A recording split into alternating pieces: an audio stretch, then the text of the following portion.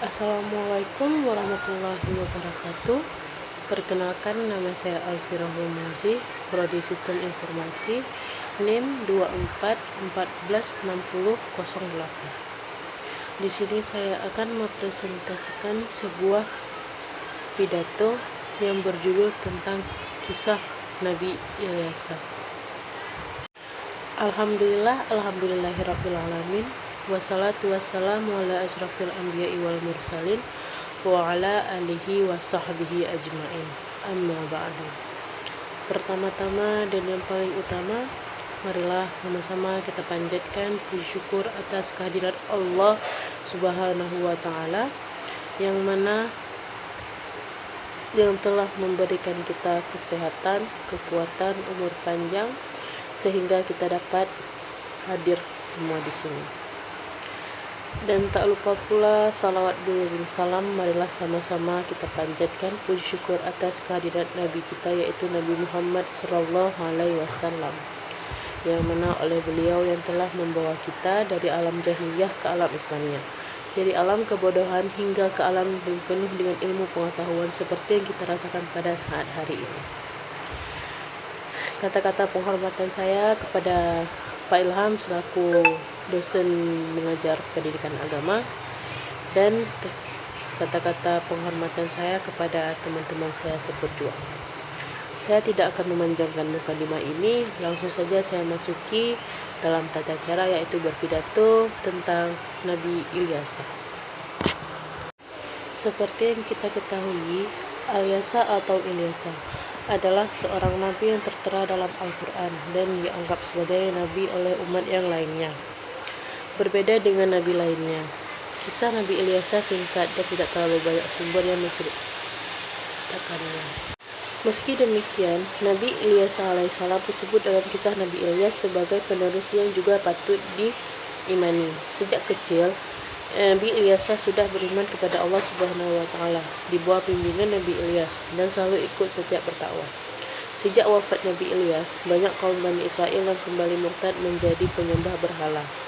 Mereka kembali membuat kerusakan di muka bumi ini, melakukan banyak kezaliman, sehingga Allah menguji mereka dengan sisa kesejahteraan dan kemakmuran hidup, tetapi mereka tetap durhaka. Dalam satu kisah diriwayatkan bahwa Nabi Ilyas bersembunyi bersama-sama Nabi Ilyas di sebuah gua karena diburu oleh Raja Baibak yang zalim. Saat keluar dari persembunyian, Nabi Ilyas bersama Nabi Ilyas pergi berdakwah kepada Bani Israel. Kisah tentang Nabi Ilyas juga disebutkan dalam Quran surah Al-An'am ayat 86. A'udzu billahi minasyaitonir rajim. Bismillahirrahmanirrahim. Wa Ismaila wal Ilyasa wa Yunusa wal Kahha wa kullan faddalna 'alal 'alamin. Shadaqallahul adzim. Yang artinya, begitu juga kepada Ismail, Ilyas, Yunus dan Lut. Tiap-tiap mereka kami lebihkan daripada umat seluruh alam pada masanya. Nabi Ilyas adalah putra dari paman Nabi Ilyas yang berasal dari garis keturunan yang sama dengan Musa, Harun, serta lainnya Ilyas sendiri. Di masa kecilnya, Ilyas hidup menderita bersama ibunya dan ditemukan oleh Nabi Ilyas yang hendak bersembunyi di sebuah rumah karena dikejar kaum yang ingin membunuhnya.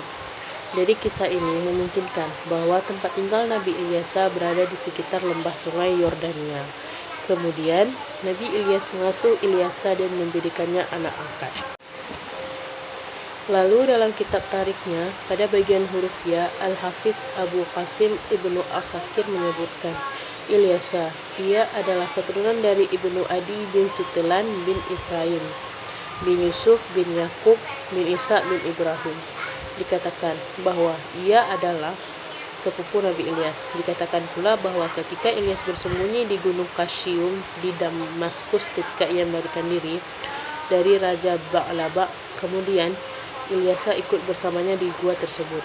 Ketika Ilyas diangkat ke atas langit, maka ia mengangkat Ilyas sebagai penerusnya. Lalu ia juga dianugerahi oleh Allah sebagai seorang nabi. Kemudian Ibnu Asakir juga menyebutkan tentang bacaan yang berbeda dari bacaan biasanya. Al-Ya'sa, yaitu dengan menggunakan tasydid. pada huruf lam, yakni Al-Laisa, dan nama ini adalah salah satu nama Nabi. Dalam persembunyiannya, Nabi Ilyas menemukan Ilyasa kecil sedang sakit. Atas izin dari ibunya, Nabi Ilyas berusaha menyembuhkan Ilyasa dan membimbingnya.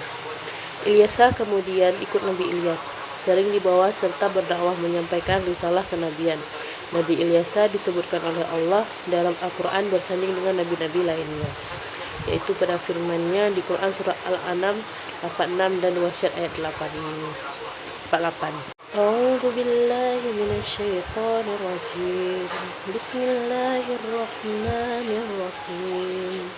Wadhkur Ismaila wal Yasa'a wa dzal-kifl wa kullun minal ahyar.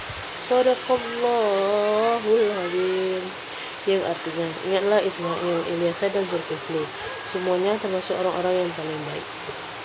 Sebagai penerus kenabian Nabi Ilyas alaihissalam, ketika Nabi Ilyas sudah berusia lanjut, sementara pekerjaan dakwahnya harus tetap diteruskan, Allah Subhanahu wa Ta'ala mengutuskan Nabi Ilyas untuk melanjutkan tugas dakwah Nabi Ilyas kepada kaum Bani Israel. Sejak diangkat sebagai anak, Ilyas menjadi pengikut setia Nabi Ilyas. Setelah Nabi Ilyas wafat, Ilyas lah yang meneruskan dakwah beliau. Nabi Ilyas alaihissalam menyampaikan ajaran-ajaran yang ditinggalkan Nabi Ilyas tentang ketuhanan dan keimanan kepada kaumnya. Dalam perjalanan dakwahnya, Ilyas mendapati bahwa manusia ternyata begitu mudah kembali ke jalan sesat. Padahal masyarakat lembah sungai Yordania itu sempat mengikuti seruan Ilyas agar meninggalkan pemujaannya pada berhala. Disisahkan bahwa mereka tidak mau mendengar seruan Ilyas dan mereka kembali menanggung bencana kekeringan yang luar biasa. Pada akhirnya, peringatan Nabi Ilyas kepada kaumnya membuahkan hasil. Mereka takut dengan siksaan Allah Subhanahu wa Ta'ala, sehingga menanti perintah dan ajaran Ilyas. Namun, setelah Nabi Ilyas meninggal dunia, kaumnya kembali ke jalan sesat. Dari hari ke hari, mereka semakin kufur dan durhaka kepada ajaran-ajaran Allah Subhanahu wa Ta'ala yang pernah disampaikan Ilyas semasa hidupnya. Karena keingkaran mereka, Allah Subhanahu wa Ta'ala melenyapkan dan menarik kembali nikmat yang diberikan kepada mereka. Pada masa itulah Nabi Yunus lahir. Nama Ilyas hanya disebut 2 kali dalam Al-Quran. Dalam surah Al-An'am ayat 86 dikatakan, dan Ismail, Ilyas, Yunus, dan Lut, masing-masing kami kebihkan derajatnya atas umatnya. Sementara itu, dalam surah Syad ayat 48 dikatakan, dan ingatkanlah Ismail, Ilyas, dan Zulkifli, semuanya termasuk orang-orang yang baik. Setelah Ilyas, dilanjutkan oleh Ilyas. Ia berdakwah kepada umatnya untuk kembali ke jalan Allah. Dan setelah sekian lama ia meneruskan ajaran dan syariat yang dibawa oleh Ilyas, akhirnya ajal menjemputnya. Setelah Ilyas, kaum Bani Israel sangatlah berubah. Mereka menyimpang dari ajaran Allah dan selalu berbuat maksiat.